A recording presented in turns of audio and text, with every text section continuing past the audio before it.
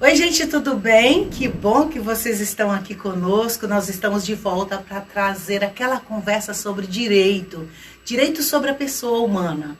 E é claro, ele está de volta, Dr. Lucas Santana Ribeiro. Bem-vindo. Muito obrigado, Denise. Hoje eu queria fazer uma pergunta muito básica. Você é preconceituoso? Você é racista? Não? Ai, que bom. Mas quero te alertar que depois da nossa conversa de hoje, pode ser que você chegue à conclusão que você é racista, que você é preconceituoso.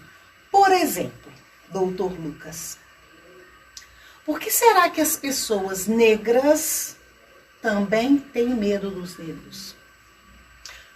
Como a gente comentava no vídeo passado, existe essa tendência dentro do racismo, uma estrutura que foi se firmando, praticamente se enraizando dentro da sociedade e fazendo com que negros fiquem contra negros.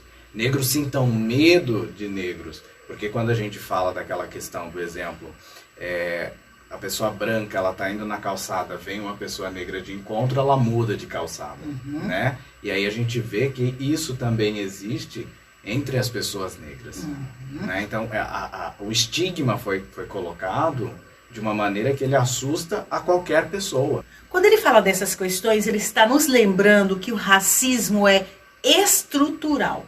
É uma questão social, é uma questão histórica, é uma questão muitas vezes ideológica. E aí a gente precisa então tentar achar um caminho para desconstruir essas questões que já estão estabelecidas. Daí então a ideia da Jamila Ribeiro, uma grande escritora negra, das ideias que nós temos que desenvolver sobre o antirracismo. Eu acho que vale a pena a gente sempre correr e comprar uma literatura para a gente se informar melhor. Aí você trouxe um exemplo de quando uma pessoa muda de lugar, de quando alguém entra numa loja para comprar alguma coisa e você é vendedor e você não vai atender aquela pessoa porque ela é negra.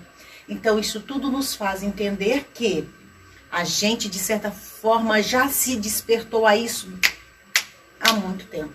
Há muito tempo. Há muito tempo. E aí, interessante que a gente precisa pensar o seguinte: por que a gente prefere marginalizar determinadas pessoas? Porque vem um pouco daquela ideia da superioridade, né? Será que isso tem muito a ver com a questão da superioridade da raça, que foi nos incutida essa ideia? Eu acredito que tenha resquícios, e resquícios esses muito fortes, que fazem com que a gente ainda interprete dessa maneira. Eu estive recentemente em Cuiabá, acompanhando uma amiga, e eu me choquei com uma situação trágica. Uma enfermeira negra foi auxiliar uma mulher que estava passando mal dentro do hospital, e a mulher falou: não, você não precisa me ajudar, não me toque. Uau! Aquilo me chocou de uma maneira. Eu falei, gente, só pelo fato dela ser negra. E a outra, a mulher que estava passando mal, ela já era uma senhora de idade. Então fica uma coisa assim, né? Então a gente vê que isso realmente é um reflexo que vem de muito tempo.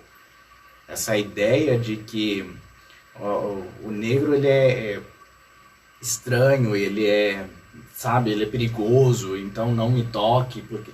São estigmas que colocam sobre as pessoas. Isso. E eu acredito que venha justamente dessa questão da superioridade. Como ela deve ter passado na cabeça dela, eu não posso dizer porque eu não estava com a cabeça dela, né? Mas assim, deve ter passado na cabeça dela a seguinte situação: como eu posso ser ajudada por uma negra? Pois, então é o seguinte: a gente precisa achar uma linha que a gente possa desenvolver em nós para evitar atitudes como essas e para entrar em questões como essas. E quando a gente fala assim de discutir essas questões, evitar essas questões, a gente está tentando aqui entrar então na ideia de que a gente precisa se admitir racista e preconceituoso e criar uma forma de combater essas questões. Porque é muito fácil a gente dizer assim: não, eu não sou racista, eu tenho até amigos negros. Mas essa não é a questão. Não. Gente que fala assim, gente que enuncia nessa perspectiva,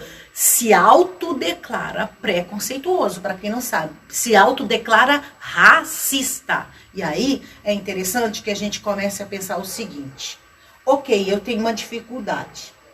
E se eu tenho essa dificuldade, eu vou procurar resolvê-la. E essa dificuldade tem que ser resolvida comigo mesma, concorda? É um processo interno, né? É um processo interno. Mas aí que tá, a pessoa ela tem que querer. A partir do momento que ela percebe que ela tem essa atitude racista, que ela tem determinados traços, digamos assim, desse racismo, ela tem que buscar melhorar. Porque nós estamos aqui justamente para isso, para evoluir como seres humanos. Então vamos evoluir. Percebi que tem algo negativo em mim, vou buscar melhorar. Como que eu vou fazer isso?